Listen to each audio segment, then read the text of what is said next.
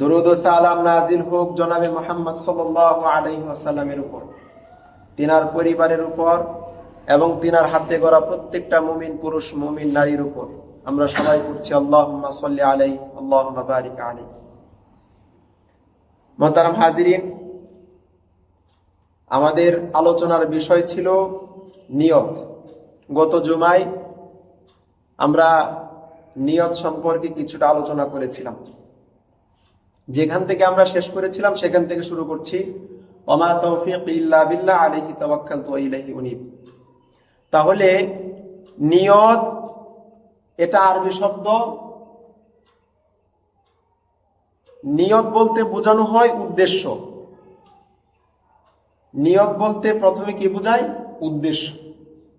আল্লাহ সুবহানাহু ওয়া তাআলা তিনি কোরআনুল কারীমের সূরা বনী ইসরাঈলের 18 এবং 19 নম্বর আয়াতে বলছেন, মান কানা ইউরিদুল আজিলাতা আজ্জালনা লাহু ফিহা মা নাশাউ লিমান নুরিদু সুম্মা জাআলনা লাহু জাহান্নাম ইয়াসলাহা মাদমুমান মাদহুরা ওয়া মান আরাদাল আখিরাতা ওয়া সাআ লাহা সা'য়াহা ওয়া হুয়া মুমিনুন ফাউলাইকা কানা সা'য়ুহুম মাশকুরা। তিনি বলছেন, যদি কেউ দুনিয়া পাওয়ার উদ্দেশ্যে দুনিয়াতে জীবন যাপন করে, তার জীবনের যা কিছু প্রয়োজন তা মিটায় শুধুমাত্র দুনিয়া পাওয়ার উদ্দেশ্যে, তাহলে আমি তাকে ততটুকুই দিব যতটুকু আমার ইচ্ছা হয়। আল্লাহ যতটুকু ইচ্ছা করেন ততটুকুই তাকে দেওয়া হবে, এর বাহিরে দেওয়া হবে না। এরপরে তার জন্য নির্ধারণ করা হবে জাহান্নাম। সেখানে সে লাঞ্ছিত, অপমান, অপদস্থতার সাথে সে নিক্ষিপ্ত হবে।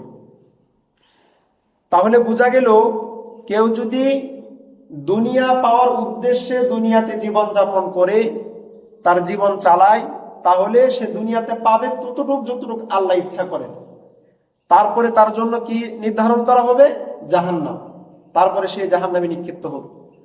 এরপরে আল্লাহ বলছেন, অর্থাৎ 19 নম্বর আয়াতে বলছেন, যে ব্যক্তির উদ্দেশ্য শুধুমাত্র আখেরাত, যে ব্যক্তির উদ্দেশ্য কি? শুধুমাত্র আখেরাত, এবং আখেরাত পাওয়ার জন্য যেভাবে চেষ্টা করার দরকার সেভাবেই সে চেষ্টা করে থাকে, অতঃপর সে যদি মুমিন হয়, তাহলে আল্লাহ বলছেন সেই তার কাজগুলোর প্রতিদান অনেক অনেক বেশি পাবে। অর্থাৎ উদ্দেশ্য তার দুনিয়াতে আছে, কিন্তু উদ্দেশ্য তার আখেরাত। আখেরাত বলতে কি বোঝায়? ওই যে মৃত্যুর পর থেকে জান্নাত জাহান্নামে যতক্ষণ পর্যন্ত আল্লাহ মানুষকে না দিবেন, জিনকে না দিবেন, মৃত্যুর পর থেকে ওই অতটুকু লম্বা সময়টাকেই বলা হয় আখেরাত। এখানে কবরের জীবন আছে, বিচারের জীবন আছে, অর্থাৎ কবর থেকে উঠানো হবে, বিচার ফাইসালা হবে, এই সব লম্বা সময়টাকে বলা হয় আখেরাতের জীবন। সুতরাং উদ্দেশ্য মানুষের দুই রকম।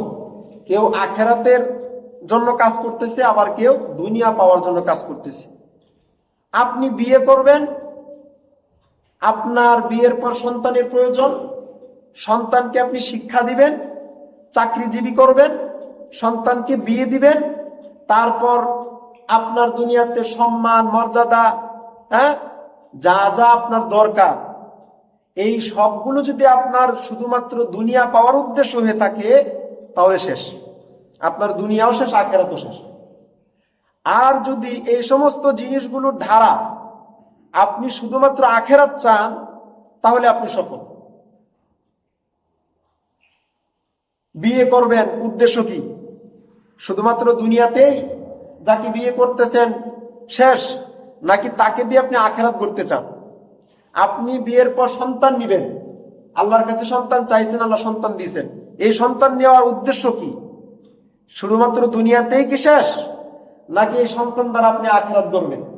আপনি সন্তানকে লেখাপড়া শিখাবেন, ওই শিক্ষাটা কি দুনিয়ার জন্য, নাকি এই শিক্ষা দ্বারা আখেরাত করবেন? আপনার সন্তানকে চাকরিজীবী বানাবেন, কর্মঠ বানাবেন, এটা উদ্দেশ্য কি? দুনিয়া পাওয়ার জন্য, নাকি এই কর্মঠ দ্বারা, চাকরি দ্বারা আপনি আখেরাত করবেন? আপনি একটা দল করবেন, সেই দলের উদ্দেশ্য কি? শুধুমাত্র দুনিয়া পাওয়ার জন্য, নাকি সেই দল দ্বারা আপনি আখেরাত করবেন? এরকম ভাবে প্রত্যেকটা বিষয় মানুষ যা করতে চায় প্রত্যেকটা বিষয় যদি তার শুধুমাত্র দুনিয়া পাওয়ার উদ্দেশ্য হয়ে থাকে তাহলে শেষ, আর আখেরাত যদি উদ্দেশ্য থাকে তাহলে সে সফল। ওই যে আমাদের সমাজে বলে যে আখেরাত তো লাগবেই, দুনিয়াও লাগবে। ওরা আখেরাতে বিশ্বাসী না, ওরা দুনিয়াতে বিশ্বাসী। যে আখেরাতে বিশ্বাসী সে শুধুমাত্র আখেরাতের কথাই বলবে, দুনিয়ার চিন্তা সে করবে না। আবার অনেকেই বলে যে খাও দাও ফুর্তি করো, দুনিয়া তো তোমারই। এই সমস্ত কথা যারা বলে তারা আখেরাতে বিশ্বাসী নয়, বা তারা আখেরাত গড়ার জন্য দুনিয়াতে কাজ করতেছে না, তারা দুনিয়া গড়ার জন্যই কাজ করতেছে। টাকা পয়সা, অর্থ সম্পদ, গাড়ি বাড়ি, দুনিয়ার মান সম্মান, সম্মানে বাঁচতে চায়, সুখে থাকতে চায়, দুনিয়া উদ্দেশ্য। এই মানুষগুলাই দেখবেন আপনার আল্লাহর হুকুমে বেশি একটা পরোয়া করে না, ইসলামের হুকুম ইসলামের বিধানকে বেশি একটা পরোয়া করে না। তারাই দেখবেন বলে যে দুনিয়া তো আছে, আখেরাত তো আছে, দুনিয়াও লাগবে। আল্লাহ তো মানুষকে এই ঘরে বসে শুয়ে থাকলে মানুষকে খাওয়াবেন আল্লাহ। দেখবেন এমন অনেকে আছে, যদি আপনি বলেন যে আল্লাহ তো খাওয়ায়, তখন তারা যুক্তি দেয় যে আল্লাহ তো খাওয়ায়, ঠিক আছে, তো আল্লাহ কি ঘরে বসে থাকলে খাওয়াবে নাকি? জি হ্যাঁ, আল্লাহ ঘরে বসে থাকলেও খাওয়ায়, শুয়ে থাকলেও খাওয়ায়। সেটা কিভাবে? আপনি যখন মায়ের পেট থেকে আসছেন তখন কি আপনি কোনো কাজকর্ম করছিলেন? তো আপনি তো তখন হাঁটতে পারেন না, ভালোভাবে বসতেও পারেন না, খাওয়াইছেন কে? আল্লাহ খাওয়াইছে। এরপর আপনি আরেকটু বড় হয়েছেন, তারপর আপনি আপনার বাবা মাই আপনাকে খাওয়াইছে। আপনার বাবা মাকে কি খাওয়াইছে? তার পূর্বে তার বাবা মা, তার পূর্বে তার বাবা মা, এভাবে সবাই যখন মায়ের পেট থেকে আসে সবাই এভাবে খাওয়ায়। তো এই খাওয়াটা কি খাওয়াচ্ছে? আল্লাহ খাওয়াচ্ছে। যখন আপনার বয়স হয়েছে 18-20 বছর, তখন নয় আপনি চাকরি করতেছেন, তখন নয় আপনি টাকা পয়সা কামাই করতেছেন, কিন্তু এই 16-17-18 বছর কি খাওয়াইছে? আল্লাহ খাওয়াইছে। মুহতারাম হাজিরিন, তাহলে উদ্দেশ্য, নিয়ত বলতে বোঝানো হয় কি? উদ্দেশ্য। এই পৃথিবীতে 3 শ্রেণীর মানুষ আছে যাদের মূল্য অনেক বেশি। 3 শ্রেণীর মানুষ এই পৃথিবীতে বসবাস করে, যাদেরকে মানুষ দাম দেয়, মূল্য দেয়, সম্মান দেয়। এই 3 শ্রেণীর মধ্যে প্রথম শ্রেণীর মানুষ হচ্ছে যারা এলেম শিক্ষা করে, যাদের জ্ঞান আছে, তাদেরকে মানুষ মূল্যায়ন করে, তাদেরকে মানুষ সম্মান দেয়, মর্যাদা দেয়। আরেক শ্রেণীর মানুষ হইছে যে জিহাদ করে, সংগ্রাম করে। আরেক শ্রেণীর মানুষ হইছে যারা দান সদকা করে, দানবী, যাদের অর্থ সম্পদ টাকা পয়সা আছে, দান করে। তো এই 3 শ্রেণীর মানুষকে পৃথিবীতে মানুষ সম্মান করে, মানে। বিচার দিবসে এই 3 শ্রেণীর মানুষকে আল্লাহ ডাক দিবেন। প্রথমে আল্লাহ ডাক দিবেন একজন শহীদকে ডাকার পর তাকে আল্লাহ যত নিয়ামত দিচ্ছেন সমস্ত নিয়ামত তাকে স্মরণ করিয়ে দিবেন। শহীদ তার নিয়ামতের কথা স্মরণ করে সে বলবে যে আল্লাহ, আমি আপনার জন্য জিহাদ করছি, যুদ্ধ করছি, সংগ্রাম করছি, শত্রুর হাতে হত্যা হয়েছে, আমি শহীদ হয়েছি। তখন আল্লাহ বলবে যে না, তুমি মিথ্যা বলতেছো। আল্লাহ বলবেন কি? মিথ্যা বলতেছো। ফেরেশতাকে হুকুম করা হবে, যাও তাকে জাহান্নামে নিক্ষেপ করো। এরপর এক আলেমকে, জ্ঞানী ব্যক্তিকে, আমরা আলেম বলতে বুঝি যে মাদ্রাসায় যে লেখাপড়া করছে ওই শুধু আলেম না, যে জ্ঞান রাখে তাকে আলেম বলা হয়, সেটা যে ধরনের জ্ঞানী হোক। আপনি সায়েন্স দেখেন, যারা সায়েন্স, তাদেরকেও আলেম বলা হয়। অর্থাৎ আল্লাহর সমস্ত জ্ঞানী হচ্ছে আল্লাহ। যত শিক্ষা আছে সমস্ত শিক্ষাকার আল্লাহর শিক্ষা। মানুষ যা জানেন আল্লাহ তাই শিখাইছেন। সুতরাং জ্ঞানী ব্যক্তিকে, যে জ্ঞান অর্জন করত, ওই জ্ঞানী ব্যক্তিকে ডাক দেওয়া হবে। ডাক দেওয়ার পর তাকে জিজ্ঞাসা করা হবে, তোমাকে যে নিয়ামত আমি দিয়েছিলাম সেই নিয়ামতের কি কাজ করছো? ওই জ্ঞানী ব্যক্তি বলবে যে আল্লাহ, আপনি যে কিতাব পাঠাইছেন আপনার শিক্ষায় আমি শিক্ষিত হয়েছি, অপরকে শিক্ষা দিছি, মানুষের কাছে আমি শিক্ষা পৌঁছায় দিছি, তো আমি তো আপনার সন্তুষ্টির জন্যই করছি। আল্লাহ তখন বলবে যে না, তুমি মিথ্যা বলতেছো। তখন ফেরেশতাকে ডাকা হবে, ফেরেশতাকে হুকুম করা হবে তাকে জাহান্নামে নিক্ষেপ করো। এরপর 3 নাম্বার ব্যক্তিকে ডাকা হবে, দানবীর, যে দান করতো, সদকা করতো। তাকে বলা হবে, তোমাকে যে নিয়ামত দেওয়া হয়েছিল সে নিয়ামতের কি কাজ করছো তুমি? তখন দানবীর বলবে যে আল্লাহ, আপনার সন্তুষ্টির জন্য আমি মানুষের উপকার করছি, দান সদকা করছি আপনার খুশির জন্য। তো আল্লাহ বলবে যে না, তুমি মিথ্যা বলতেছো। ফেরেশতাকে ডেকে বলবে তাকে জাহান্নামে নিক্ষেপ করো, তাকে জাহান্নামে নিক্ষেপ করা হবে। এই যে 3 ব্যক্তি, এই 3 ব্যক্তিকে কেন জাহান্নামে দেওয়া হবে? তারা তো আল্লাহর কাছে বলতেছে আমি ভালো কিছুই করছি, কিন্তু আল্লাহ বলতেছে না, তোমরা মিথ্যা বলতেছো। তার কারণ হইছে, আলেমকে বলা হবে তুমি এলেম অর্জন করেছো, জ্ঞান শিক্ষা করেছো, এটা তুমি আল্লাহকে খুশি করার জন্য না, বরং মানুষ তোমাকে আলেম বলবে, তোমার নামে স্লোগান দিবে, তোমাকে অনেক বড় শিক্ষক বলবে, তোমাকে অনেক বড় পণ্ডিত বলবে, এই জন্যই তুমি দুনিয়াতে এলেম শিক্ষা করছো। একজন জিহাদকারী শহীদকে বলবে যে তুমি শহীদ হইছো, জিহাদ করছো, এই কারণে মানুষ তোমাকে বীর বলবে, বীর যোদ্ধা বলবে, এই জন্য তুমি শহীদ, যুদ্ধ করছো, সংগ্রাম করছো। একজন দানবীর ব্যক্তিকে বলবে, অর্থাৎ যে দানবীরকে জাহান্নামে নিক্ষেপ করবে, তাকে বলা হবে তুমি তো আমার খুশির জন্য দান সদকা করো নাই, তোমাকে বড় দানবীর বলবে, হাতেম তাই বলবে তোমাকে, এই জন্য তুমি দুনিয়াতে দান করছো, সদকা করছো। মোহতারাম হাজিরিন, এই 3 শ্রেণীর ব্যক্তি ইসলামের উপকার করে, আল্লাহর উপকার করে থাকে। আবার এই 3 শ্রেণীর মানুষই আল্লাহর প্রতিকূল, এলেম, শহীদ এবং যারা সম্পদশালী। আপনি এলেমের দিকে লক্ষ্য করুন, আপনি ওই এলেম অর্জন করতে পারবেন না, শিক্ষা অর্জন করতে পারবেন না যে এলেম দ্বারা আপনি আখিরাত করতে পারবেন না। ওই এলেমের দাম কোনো আপনার কাছে, আল্লাহর কাছে ওই এলেমের দাম নেই। যদিও আপনি হাফেজ হন, মাওলানা হন, কারি হন, যাই যত বড় কিছু হন না কেন, ওই এলেমের মূল্য আল্লাহর কাছে নেই। অপরদিকে শহীদ, শহীদ কাকে বলে? ওই যে সংগ্রাম করি, সংগ্রামী মানুষ। যে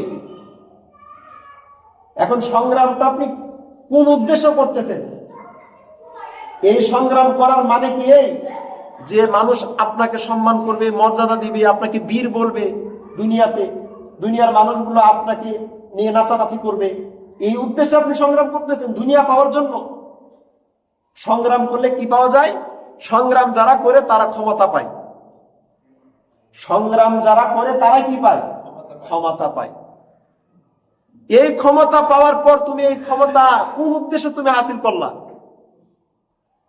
মুহাম্মদ সাল্লাল্লাহু আলাইহি ওয়াসাল্লাম সংগ্রাম করছে, তারা দেশ পাইছে, বিভিন্ন জায়গায় পাইছে সংগ্রাম করে।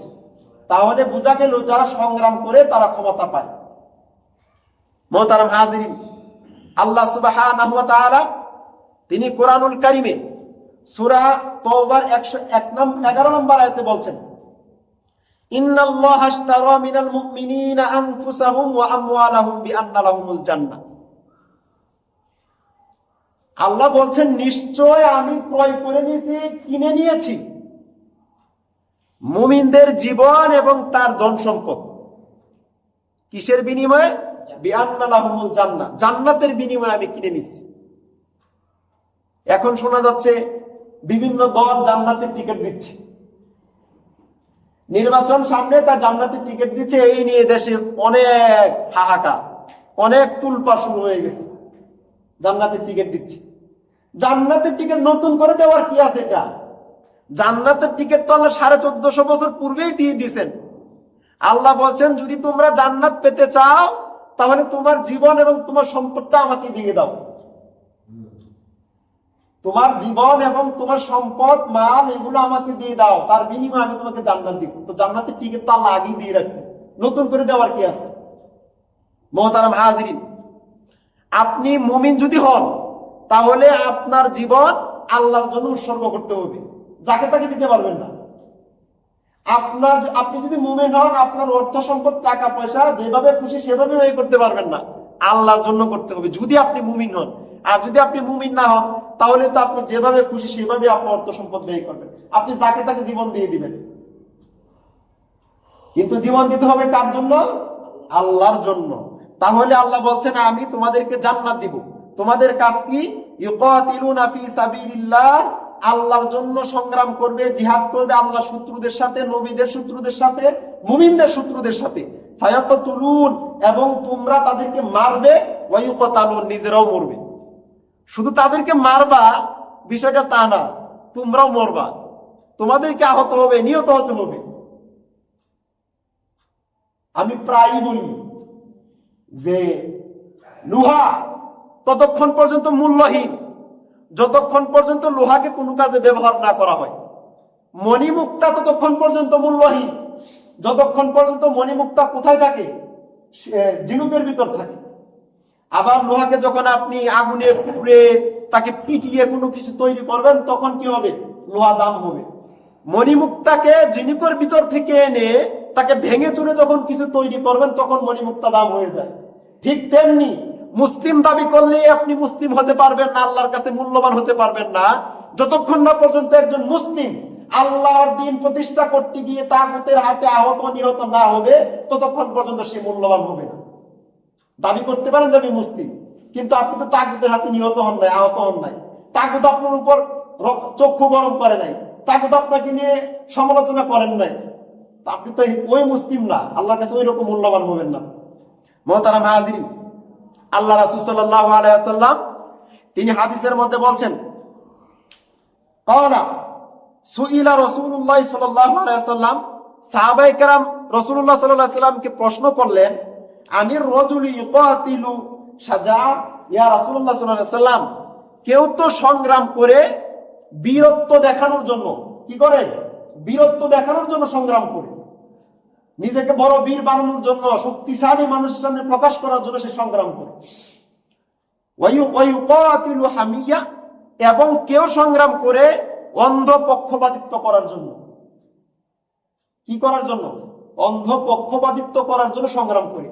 এখানে হাদিসে বলা হয়েছে ইহুদি খ্রিস্টানরা তারা যে অন্ধ ছিল, তাদের দল যে অন্ধ ছিল, তাদের যে মত অন্ধ ছিল, সে অন্ধ ভক্তি করার কারণে তার অন্ধ পক্ষপাতিত্ব করে ভাবে সংগ্রাম করে। ইহুদি খ্রিস্টানরা সংগ্রাম করে নাই, তারা তো সংগ্রাম করছে। কোরআনে তাদেরকেও জিহাদের কথাই বলা হয়েছে, অন্ধ পক্ষপাতিত্ব। আজও আমরা বিভিন্ন দলের ভিতরে ঢোকার পরে দলের প্রতি এতটা ভক্তি প্রদর্শন দেখাতে গিয়ে দলের হয়ে আমরা অন্ধ পক্ষপাতিত্ব করি, ইসলামকে আগে নিচে নামিয়ে দেই। তো ইহুদি খ্রিস্টানরা তাই করছে। রাসূল সাল্লাল্লাহু আলাইহি ওয়াসাল্লামকে প্রশ্ন করছেন, ইয়া রাসূলুল্লাহ, কেউ সংগ্রাম করে অন্ধ পক্ষপাতিত্ব করার জন্য, ওয়া ইউকাতিলু রিয়াআন, এবং কেউ সংগ্রাম করে মান সম্মান সুনাম কামাই করার জন্য। আইয়ুযালিকা ফি সাবিলিল্লাহ, ইয়া রাসূলুল্লাহ সাল্লাল্লাহু আলাইহি ওয়াসাল্লাম, আপনি বলুন যে এই যে সংগ্রামগুলো তারা করতেছে, এই সংগ্রামগুলোর মধ্যে কোন সংগ্রামটা আল্লাহর জন্য হয়ে থাকে? এটা কি আল্লাহর জন্য সংগ্রাম করা হচ্ছে? ফাকাল রাসূলুল্লাহ সাল্লাল্লাহু আলাইহি ওয়াসাল্লাম, রাসূলুল্লাহ সাল্লাল্লাহু আলাইহি ওয়াসাল্লাম বলছেন, মান কাতালা লিতাকুনা কালিমাতুল্লাহি হিয়াল উলিয়া, যে ব্যক্তি আল্লাহর কথাকে, আল্লাহর কালামকে, কালিমাকে উচ্চ করার জন্য সংগ্রাম করে থাকে, ফাহুয়া ফি সাবিলিল্লাহ, ওইটাই শুধুমাত্র আল্লাহর জন্য সংগ্রাম করা হবে। তাহলে জমিনের মধ্যে কোন সংগ্রাম করতে হবে সেটাও আল্লাহ রাসূল বলে দিয়েছেন। কোন সংগ্রাম আল্লাহর জন্য হয়ে থাকে সেটাও আল্লাহ আমাদেরকে বলে দিয়েছেন। আল্লাহর কালিমাকে উচ্চতা করতে হবে, সবার উপরে আল্লাহর কালিমাকে রাখতে হবে। আপনার দল, আপনার মত, আপনার যা কিছু আছে সমস্ত কিছুর উপর কি থাকবে? আল্লাহর কথা থাকবে। আল্লাহর কথার উপর আর কথা থাকবে না। এটাই হচ্ছে সত্যিকারের সংগ্রাম, সত্যের সংগ্রাম। মুহতারাম হাজিরিন, তাহলে যে ব্যক্তি সংগ্রাম করে সে ব্যক্তি কি পায়? ক্ষমতা পায়। আর আপনি কোন উদ্দেশ্যে ক্ষমতা পাচ্ছেন? সেটা কি দুনিয়া কামাই করার উদ্দেশ্যে, নাকি ক্ষমতা পাওয়ার পর আপনি আখিরাত ধরবেন সেই উদ্দেশ্যে? তাহলে নিয়ত এর মানে হচ্ছে উদ্দেশ্য। নিয়ত মানে কি? উদ্দেশ্য। মুহতারাম হাজিরিন, আল্লাহ সুবহানাহু ওয়া তাআলা তিনি আমাদেরকে বলছেন, ইয়া আইয়ুহান নাবিয়্যু হাররিদিল মুমিনিনা আলাল কিতাল, ও মুহাম্মদ সাল্লাল্লাহু আলাইহি সাল্লাম, আপনি আপনার উম্মতদেরকে জিহাদের জন্য উৎসাহিত করুন। আমরা কয়জন বাপ আছি, কয়জন মা আছি যে আমাদের সন্তানদেরকে জিহাদের জন্য উৎসাহিত করতেছি? এখানে আল্লাহ বলছেন, ও নবী, আপনি আপনার উম্মতদেরকে জিহাদের জন্য, সত্যের সংগ্রাম করার জন্য উৎসাহিত করুন। আমরা কতজন বাবা আছি যে আমরা আমাদের সন্তানদেরকে এই শিক্ষা দিতেছি যে তুমি মুসলিম, তোমাকে আল্লাহর এই জমিনে আল্লাহর দ্বীন প্রতিষ্ঠা করতে হবে। সুতরাং সেই দ্বীন প্রতিষ্ঠা করতে গিয়ে তোমাকে মিথ্যার সাথে সংগ্রাম করতে হবে, তাগুতের সাথে সংগ্রাম করতে হবে, শয়তানের সাথে সংগ্রাম করতে হবে। সুতরাং তোমাকে এই সত্যের সংগ্রাম, তোমাকে শিক্ষা অর্জন করতেই হবে। তুমি সত্যের পক্ষে সংগ্রাম করো, এই শিক্ষা আমি আপনি কয়জন দিতেছি? আল্লাহ সুবহানাহু ওয়া তাআলা তিনি এরপরেই বলছেন, ইয়াকুম মিনকুম 20 সাবিরুনা ইয়াগলিবু মিআতাইন, যদি তোমাদের মধ্যে সাহসী 20 জন যদি তোমাদের মধ্যে হয়, 10 জন যদি হয়, তোমাদের মধ্যে সাহসী 10 জন ব্যক্তি যদি হয়, তাহলে আল্লাহ বলছেন আমি তোমাদেরকে 100 জনের উপর বিজয়ী করব, 200 জনের উপর বিজয়ী করব। ওয়াইয়াকুম মিনকুম মিআতুন ইয়াগলিবু আলফাম মিনাল্লাযীনা কাফারু বিআন্নাহুম কওমুন লা ইয়াফকাহুন, আর যদি তোমাদের মধ্যে সাহসী 100 জন মুমিন হও, 100 জন মুমিন হও, তাহলে আমি 1000 কাফেরের উপর তোমাদেরকে বিজয় করব। এখানে না সংখ্যার কথা বলতেছে, তার মানে আপনি জিহাদ করবেন, সংখ্যারও দরকার আছে। ইমানদার 10 জন, 20 জন, 100 জন যদি হয়, সংখ্যা আপনাকে বাড়াতে হবে। আপনি একা তো জিহাদ করতে পারবেন না, একা সংগ্রাম করতে পারবেন নাকি? আপনি একটা অন্যায়ের বিরুদ্ধে সংগ্রাম করবেন, আপনি যদি একা লড়েন, আরো 100 মানুষ আপনার বিপক্ষে এসে দাঁড়াবে। কিন্তু এখানে আপনি কি করতে হবে? কৌশল খাটাতে হবে, যে আমি যে সত্যের পক্ষে সংগ্রাম করতেছি, আমাকে দেখতে হবে যে এই জমিনের উপর আর কে কে সত্যের সংগ্রাম করতে ইচ্ছুক, সেই লোকগুলোকে আপনাকে টেনে বের করে আনতে হবে, আর আল্লাহর কাছে সাহায্য যেতে হবে। কেন? বিআন্নাহুম কওমুন লা ইয়াফকাহুন, ওই কাফেররা তারা আল্লাহর কোরআনের জ্ঞান রাখে না। কাফেরদের সাথে সংগ্রাম করা, যদি আপনি একটু কৌশল করে সংগ্রাম করতে পারেন, তারা ব্যর্থ হবে, তারা বিজয় হতে পারবে, কারণ তারা কি, তারা সত্যের জ্ঞান রাখে না। মোহতারাম হাজিরিন, আল্লাহ সুবহানাহু ওয়া তাআলা তিনি প্রত্যেকটা কাজে নিয়ত থাকতে বলেছেন। সুতরাং নিয়ত বলতে বোঝানো হয় উদ্দেশ্য। এই উদ্দেশ্য কেউ দুনিয়ার উদ্দেশ্য হয়ে থাকে, আবার এই উদ্দেশ্য কেউ আখিরাত হয়ে থাকে। যদি কেউ সফল হতে চায় তাহলে আখিরাতের উদ্দেশ্য লাগবে, দুনিয়া যদি উদ্দেশ্য হয়ে থাকে তাহলে সে শেষ। আচ্ছা, এবার আসুন, নিয়ত বলতে বোঝানো হয় ইচ্ছা। নিয়ত শব্দের একটা অর্থ পেলাম উদ্দেশ্য, নিয়ত শব্দের আরেকটি অর্থ হচ্ছে ইচ্ছা। নিয়ত শব্দের আরেকটি অর্থ কি? ইচ্ছা। এই ইচ্ছা দুই রকমের হয়ে থাকে, ভালো হতে পারে, খারাপও হতে পারে। পৃথিবীতে মানুষ দুই রকমের ইচ্ছাই মনের ভিতরে রাখে, আর বাইরে রাখতে পারে না। একটা হচ্ছে ভালোর ইচ্ছা, আর একটা হচ্ছে খারাপের ইচ্ছা। যদি কেউ খারাপ ইচ্ছা করে এবং কেউ যদি ভালো ইচ্ছা করে, তার ব্যাপারে আল্লাহ তাআলা বলছেন, ক্বালা ইয়াকুলুল্লাহু ইযা আরাদা আবদি, আল্লাহ রাসূল সাল্লাল্লাহু আলাইহি ওয়াসাল্লাম বলছেন যে আল্লাহ তাআলা বলেন, আমার বান্দা যখন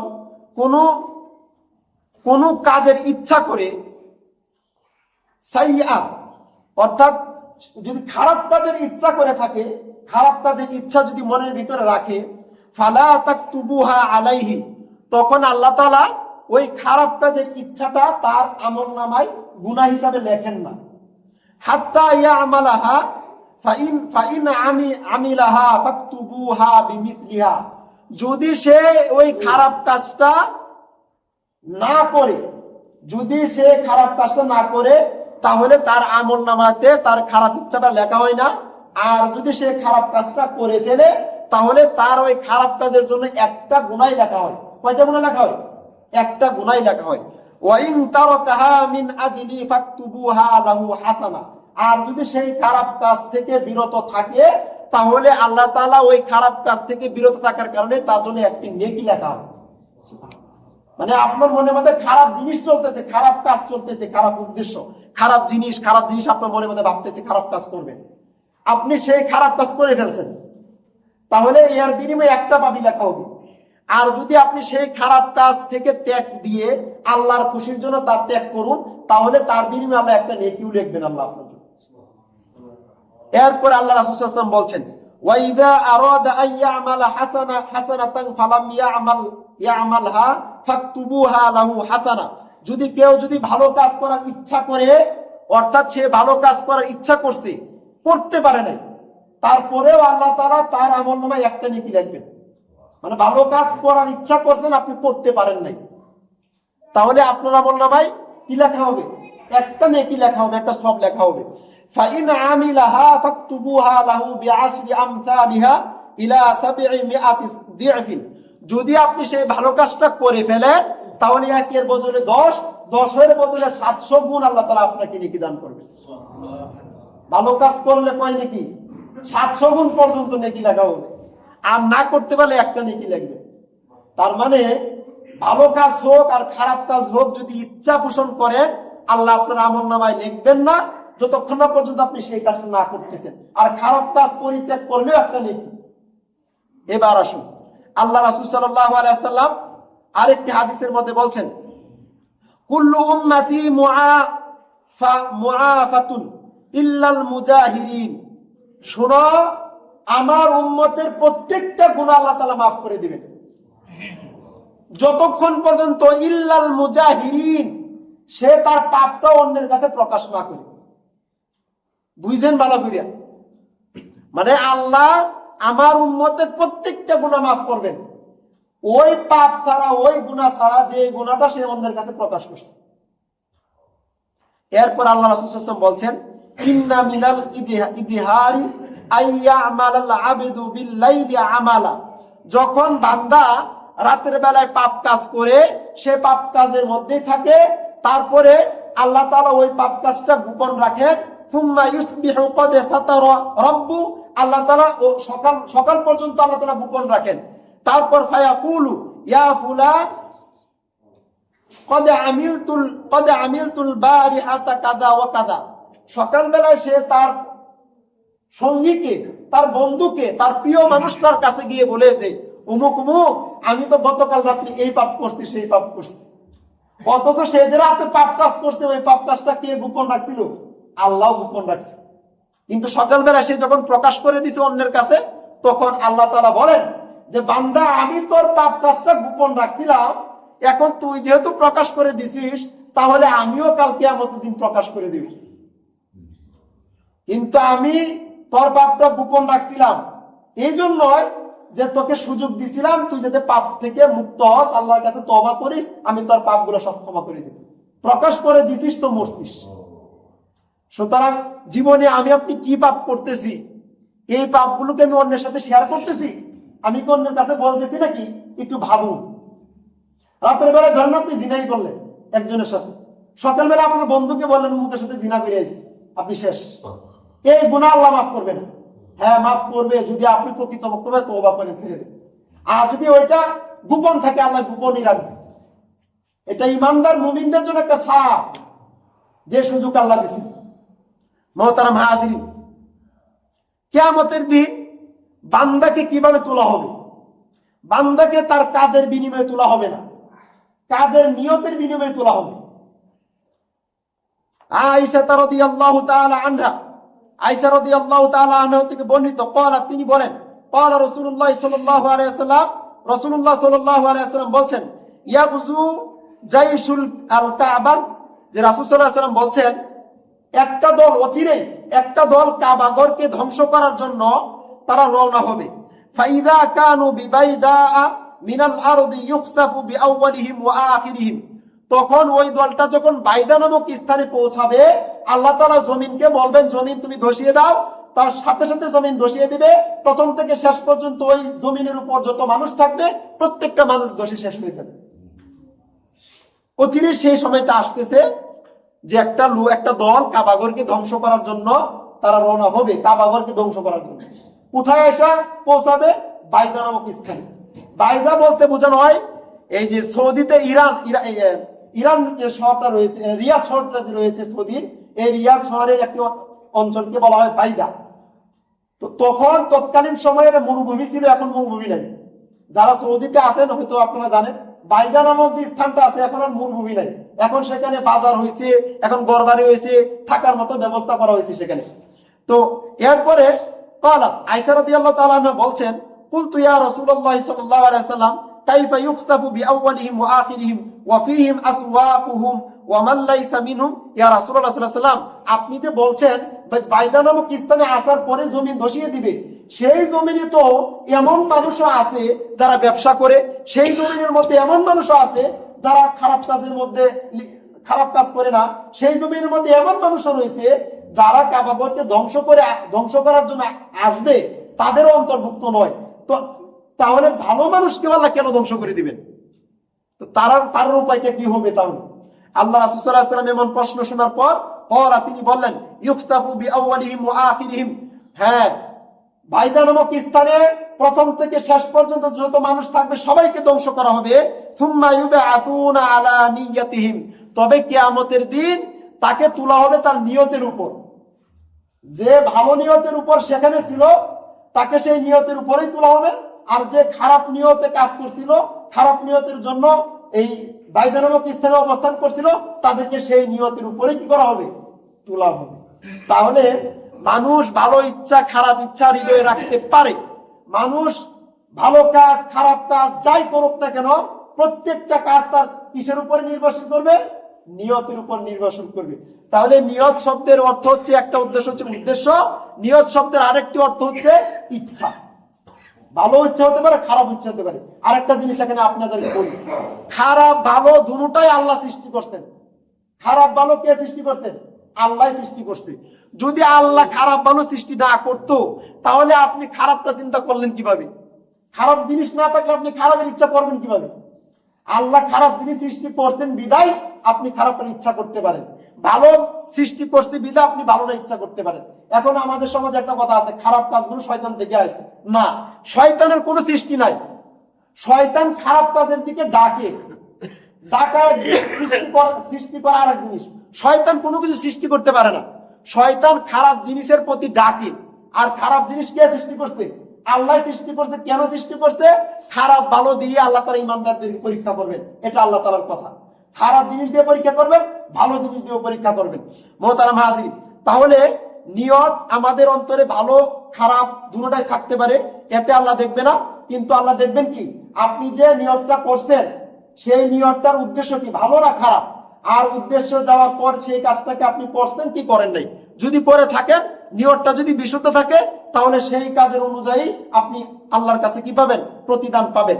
এবার আসেন, নিয়ত শব্দের আরেকটি অর্থ হচ্ছে সচেতনতা। নিয়ত শব্দের আরেকটি অর্থ কি? সচেতনতা। সচেতন মানে হচ্ছে আপনার প্রতিটি কাজ দৃঢ়স্থিরতার সাথে করার নামই হচ্ছে সচেতনতা। এই সচেতনতা আসে তাকওয়া থেকে। কিসের থেকে? তাকওয়া থেকে। যেমন আল্লাহ সুবহানাহু ওয়া তাআলা বলছেন, লা ইয়ানালুল্লাহু লুহুমুহা ওয়ালা দিমাউহা ওয়ালাকিন ইয়ানালুহুত তাকওয়া মিনকুম। তোমাদের যে পশু জবাই করো, সেই পশুর রক্ত চামড়া হাড্ডি কোনো কিছু আমার কাছে পৌঁছায় না, শুধু পৌঁছায় তোমাদের তাকওয়া, মানে তোমাদের সচেতনতা আমাদের কাছে পৌঁছায়। তাকওয়া মানে ভয় না, তাকওয়া মানে হচ্ছে সচেতন। কিভাবে? যেই কাজটা যেভাবে আল্লাহ করতে বলেছেন, যেই কাজটা যেভাবে আল্লাহ দেখতে চান, সেইভাবে করার নামই হচ্ছে তাকওয়া। আর তাকওয়া মানে হচ্ছে সচেতন। আপনি সচেতনতার সাথে কাজ করবেন। আর সচেতন কিভাবে হয়? যেই কাজটা আপনি দৃঢ়স্থিরতার সাথে করবেন। কিসের সাথে করবেন? দৃঢ়স্থিরতার সাথে করবেন। এক সাহাবী জিজ্ঞাসা করছে আরেক সাহাবীকে, উমর রাদিয়াল্লাহু তাআলাকে জিজ্ঞাসা করছে। উমর রাদিয়াল্লাহু তাআলা বললেন যে তাকওয়া কি? উমর রাদিয়াল্লাহু তাআলার প্রশ্নের উত্তর বলেন, তুমি কি কখনো কাঁটাযুক্ত গাছের তল দিয়ে গিয়েছিলে? তখন ওই সাহাবী বলল, জি হ্যাঁ, আমি কাঁটাযুক্ত গাছের নিচ দিয়ে গিয়েছি। উমর রাদিয়াল্লাহু তাআলা বললেন, কিভাবে গিয়েছিলে তুমি? তখন ওই সাহাবী বলল, আমি এতটাই দৃঢ়স্থিরতার সাথে গিয়েছি, সচেতনতার সাথে গিয়েছি, যাতে করে কোনো কাঁটা আমার শরীরে এসে না বিঁধে, না লাগে, আমার যেন শরীরে না লাগে। উমর রাদিয়াল্লাহু তাআলা বলছেন, এটাই তাকওয়া। আল্লাহ তাআলা যে কাজগুলো তোমাকে করতে বলেছেন, ঠিক দৃঢ়স্থিরতার সাথে সচেতনতার সাথে তুমি কাজ করবা, যাতে করে হতাশ না হয়ে পড়ো, ধৈর্য হারা না হয়ে পড়ো। মুহতারাম হাজিরিন, আল্লাহ রাসূল সাল্লাল্লাহু আলাইহি ওয়াসাল্লাম বলছেন, ক্বালা রাসূলুল্লাহ সাল্লাল্লাহু আলাইহি ওয়াসাল্লাম, রাসূলুল্লাহ সাল্লাল্লাহু আলাইহি ওয়াসাল্লাম বলছেন, ইন্নাল্লাহা লা ইয়ানজুরু ইলা আজসাদিকুম। আল্লাহ তাআলা তোমাদের আকৃতি দেখেন না। আল্লাহ তাআলা কি দেখেন না? তোমাদের আকৃতি দেখেন না, কে লম্বা, কে কাটু, কে মোটা, কে চিকন, কে সুন্দর, কে কালো, এটা আল্লাহ দেখেন না। ওয়ালা ইলা সুওয়ারিকুম, তোমাদের সুরত দেখেন না, তোমাদের চেহারাও দেখেন না আল্লাহ তাআলা। কি দেখেন? ওয়ালাকি ইয়ানজুরু কুলুবিকুম ওয়া আমানিকুম, তোমাদের হৃদয় দেখেন, তোমাদের হৃদয় কি কথা বলে ওইটা দেখেন আল্লাহ। এবং তোমাদের কাজ দেখেন আল্লাহ তাআলা, তুমি কোন কাজ করতেছো, খারাপ কাজ করতেছো, ভালো কাজ করতেছো, এটা আল্লাহ দেখেন। তাহলে আল্লাহ সুবহানাহু ওয়া তাআলা হৃদয় দেখেন এবং আমাদের কাজ দেখেন। সুতরাং ধীরস্থিরতার সাথে যে কাজ করা হয় সেটাকেই বলা হয় সচেতন। আপনার নিয়তটাকে সহি, সেটা আপনি কিভাবে বুঝবেন? আপনি যে কাজটা ধীরস্থিরতার সাথে করবেন, তাড়াহুড়া করা যাবে না। এখন আসেন, আল্লাহ রাসূল সাল্লাল্লাহু আলাইহি ওয়াসাল্লাম বলছেন, ক্বালা, তিনি বললেন, আল আনাতু মিনাল্লাহ, শুনো, ধীরস্থিরতা আল্লাহর কাছ থেকে আসে। ধীরস্থিরতা কার কাছ থেকে আসে? প্রতিটি কাজের ধীরস্থিরতার সাথে কাজ করা, এটা আল্লাহর পক্ষ থেকে আসে। ওয়াল আজালাতু মিনাশ শাইতান, এবং তাড়াহুড়ো আসে শয়তানের কাছ থেকে। কিসের সাথে, কিসের কাছ থেকে আসে? শয়তানের কাছ থেকে তাড়াহুড়ো আসে। তার মানে যেই কাজ আপনি তাড়াহুড়ো করবেন সেটা শয়তানে আপনাকে করাচ্ছে, আর যেই কাজ ধীরস্থিরতার সাথে করবেন সেই কাজ কে করাচ্ছে? আল্লাহ করাচ্ছে। আন-নাবিয়্যা সাল্লাল্লাহু আলাইহি ওয়াসাল্লাম, নবী সাল্লাল্লাহু আলাইহি ওয়াসাল্লাম বলেন, ক্বালা লিআশাজ্জি আব্দুল কাইস, হে আব্দুল কাইস, ইন্না ফীকা লাখাসলাতাইনি ইউহিব্বুহুমাল্লাহ, তোমার দুটি খাসলত আছে, অভ্যাস আছে, যে অভ্যাসটা আল্লাহ খুবই পছন্দ করেন। সেই অভ্যাসগুলা কি? আল হিল্লু ওয়াল আনাতু, একটা অভ্যাস হচ্ছে যে তুমি সহনশীল, তুমি সহনশীল, তুমি যে কাজই করো সেটা ধীরস্থিরতার সাথে করো, এটা আল্লাহ খুবই পছন্দ করেন তোমার। তাহলে বোঝা গেল প্রত্যেকটা কাজ কিসের সাথে করতে হবে? ধীরস্থিরতার সাথে করতে হবে কাজগুলো। ধরেন আপনি নামাজ পড়তে আসবেন, এখন আপনার কেমন প্রচন্ড খিদা লাগছে, আপনি ঠিক ওই সময় নামাজে রক্ত হয়ে গেছে গা, ইমাম সাহেব নামাজে দাঁড়িয়ে যাবে, এখন আপনার এমন প্রচন্ড খিদা লাগছে আপনি না খাইলে নামাজ পড়তে পারবেন না। এখন আপনি কি করবেন? নামাজ ধরবেন না খাইবেন? আগে খাইতে হবে আপনার, তাড়াহুড়া করা যাবে না। আগে খান, শক্তি করুন, তারপর আপনি নামাজ পড়েন। ধরেন আপনার পায়খানা ধরছে, পেশাব পায়খানা, ইমাম সাহেব নামাজে দাঁড়ায় গেছে, এখন আপনি কি করবেন? নামাজে এসে দৌড় দিবেন নাকি? না, আগে পেশাব পায়খানা ছাড়ো, তারপর নামাজে দাঁড়াও, ধীরস্থিরতা। ইমাম দাঁড়ায় গেছে, আপনি এমন দৌড় দিচ্ছেন প্রথম রাকাত পাওয়ার জন্য, না, তাড়াহুড়া করা যাবে না, আস্তে আস্তে আসো। রাকাত চলে গেছে তো কি হয়েছে? ওয়াক্ত, অর্থাৎ ইমামের নামাজ শেষ হয়ে গেছে তো কি হয়েছে? আল্লাহ 2 ঘন্টা জোহরের নামাজ রাখছে, ইমাম নামাজ শেষ করছে, সময় এখনো আছে, তুমি নামাজ পড়ো। ধীরস্থিরতা, কোনো তাড়াহুড়া নাই। রমাদান মাস আসতেছে, এই রমাদান মাসে আমরা তাড়াহুড়া করি, তারাবির নামাজ 9 রাকাতে পড়ি, এত তাড়াতাড়ি পড়ি রেলগাড়ি আমাদের সাথেও পারে না, রেলগাড়ি এত তাড়াতাড়ি আমরা তাড়াহুড়া করি। অথচ আল্লাহ বলছেন ধীরস্থিরতার সাথে আমল করো, যে কাজটা করবা, তাহলে সেই কাজটা কি? সহি নিয়ম, বিশুদ্ধ নিয়ম। বিয়ে করবেন, তাড়াহুড়া করা যাবে না, ধৈর্য ধরতে বলছে, তাড়াহুড়া, আস্তে আস্তে, কোনো কিছুতে তাড়াহুড়া করবেন না, ধীরস্থিরতার সাথে কাজ করবেন। এই ব্যাপারে আরো অনেক কথা আছে। ধরেন আল্লাহ তাআলা আপনাকে একটা নিয়ামত দিছে, এখন এই নিয়ামতটা ধরেন আল্লাহ ছিনাই দিল, আপনি হতাশ হয়ে গেছেন, হাই আল্লাহ আমারটা নিয়ে গেছে না, কেন তাড়াহুড়া করতেছেন? একটু সচেতন হন না, আপনি একটু ধৈর্য ধরেন না। এই ধৈর্যর নামই হয়েছে ধীরস্থিরতা। হতাশ হওয়া যাবে না। এরপরে ধরেন আল্লাহ আপনাকে নিয়ামত দিছে, নিয়ামত দেওয়ার পর আপনি একবারে অহংকার হয়ে গেছেন, মানুষের কাছে বলা বলি করতেছেন যে আল্লাহ আমাকে বাঁচায় দিছে, আর কোনো আমার কাছে কষ্ট আসবে না, এরকম গর্বের সাথে আপনি বলতেছেন, আপনি তাড়াহুড়ো করতেছেন, আপনি ধীরস্থিরতা সচেতন মানুষ না। কিন্তু সচেতন মানুষকে আল্লাহ তাআলা বলছেন, ইল্লাল্লাযীনা সাবারু ওয়া আমিলুস সলিহাত, যে ব্যক্তি ধীরস্থিরতার সাথে ভালো কাজ করে সেই ব্যক্তি, ওয়া উলাইকা লাহুম মাগফিরাতু ওয়া আজরুন কাবীর, তারাই হচ্ছে আল্লাহর পক্ষ থেকে ক্ষমাশীল ব্যক্তি, এবং তাদেরই আল্লাহ তাআলা বিশাল পুরস্কৃত করবেন। তাহলে প্রত্যেকটা কাজ কিসের সাথে করতে হবে? ধীরস্থিরতার সাথে করতে হবে, তাড়াহুড়া করা যাবে না। মোহতারাম হাজিরিন, এরকম আরো এখানে অনেক কথা ছিল যেগুলো আমি লিখে নিয়ে আসছিলাম, সময় একেবারেই কম, যার ফলে কথাগুলো বলাও সম্ভব না। আল্লাহ তাআলা কথাগুলো আমাদেরকে বোঝার এবং আমল করার তৌফিক দান করুক। আমাদের নিয়তটাকে সহি করতে হবে। শুধু নিয়ত করলাম বললে হবে না, নিয়ত কিভাবে করতে হয় সেটাও আল্লাহ আমাদেরকে শিখাইছেন। নিয়ত মানে হচ্ছে উদ্দেশ্য, নিয়ত মানে হচ্ছে ইচ্ছা, নিয়ত মানে হচ্ছে সচেতনতার সাথে কাজ করা। এরপরে আরো কিছু আছে, সেগুলো ইনশাআল্লাহ আগামী জুমাতে আমরা বলার চেষ্টা করব। আল্লাহ তাআলা কথাগুলো বোঝার এবং আমল করার তৌফিক দান করুক। এখানে একটা জিনিস আমি আপনাদেরকে বলি, সেটা হচ্ছে বর্তমান সামনে আমাদের বাংলাদেশে নির্বাচন। এই নির্বাচনকে কেন্দ্র করে যে দলগুলো যেভাবে আছে, এখন ধরেন ইসলামিক দলগুলো আমাদের দেশে একসাথে হয়েছে, এখান থেকে একদল চলে গেছে, তারপর ওনারা বলতেছে যে শরিয়া আইন প্রতিষ্ঠা করবে না, সেটা আবার কেমন ইসলামিক দল হলো? দেখেন, শরিয়া আইন এমন একটা আইন যেটার ব্যাপারে আল্লাহ তাআলাও মানুষকে পরোয়া করেন। আপনি শরিয়া আইন প্রতিষ্ঠা করতে চান না, ধরেন অমুক দল শরিয়া আইন প্রতিষ্ঠা করবে না, তাদের ঠেকা পড়ে নাই যে বাংলাদেশে শরিয়া আইন প্রতিষ্ঠা করতে হবে। কেন? কারণ হইছে আল্লাহ তাআলা বলছেন, ইন্নাল্লাহা লা ইউগাইয়িরু মা বিকাউমিন হাত্তা ইউগাইয়িরু মা বিআনফুসিহিম। আল্লাহ তাআলা ঠেকা পড়ে নাই তোমাদের প্রতি যে তোমাদের উপর দিন প্রতিষ্ঠিত করবে, যতক্ষণ না পর্যন্ত তোমরা নিজেরা পরিবর্তন না হবে।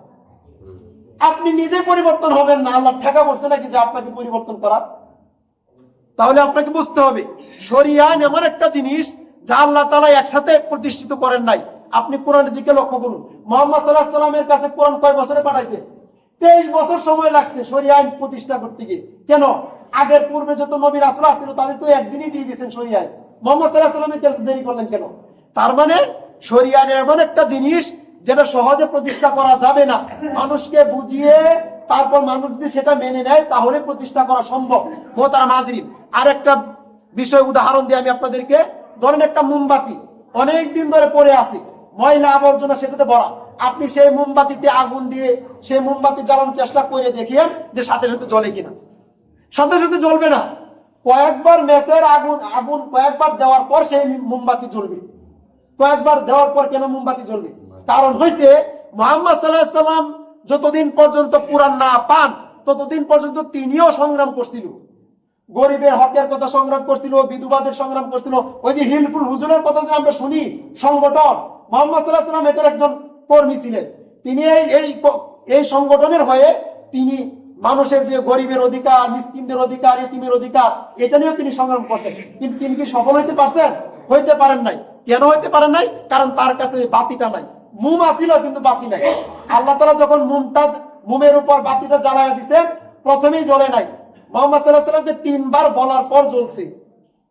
কারণ হচ্ছে এই যে আপনি এমন একটা সমাজের মধ্যে ছিলেন যে সমাজের মধ্যে শিরকি, বেদাতি, কুফরি, পাপ, অন্যায়, সব দিক দিয়ে পাপ, অন্যায়, এই ময়লা আবর্জনার মধ্যে তো তোমাকে বাতি জ্বালালেও জ্বলবে না।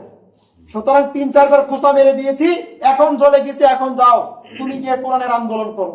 সুতরাং শরিয়া আইন এটা আমি চাইলেও প্রতিষ্ঠা করতে পারবো না, শরিয়া আইন ধীরে ধীরে প্রতিষ্ঠা করতে হবে। আল্লাহ তাআলা আমাদেরকে কথাগুলো বুঝার এবং আমল করার তৌফিক দান করুক। আমরা সত্যের পক্ষে থাকবো, সত্যের পক্ষে আমরা সংগ্রাম করব। সেই কথাগুলো আল্লাহ তাআলা মানার এবং বুঝার তৌফিক দান করুক। সুবহানাল্লাহি ওয়া বিহামদিহি, সুবহানাকাল্লাহুম্মা ওয়া বিহামদিকা, আশহাদু আল্লা ইলাহা ইল্লা আনতা, আস্তাগফিরুকা।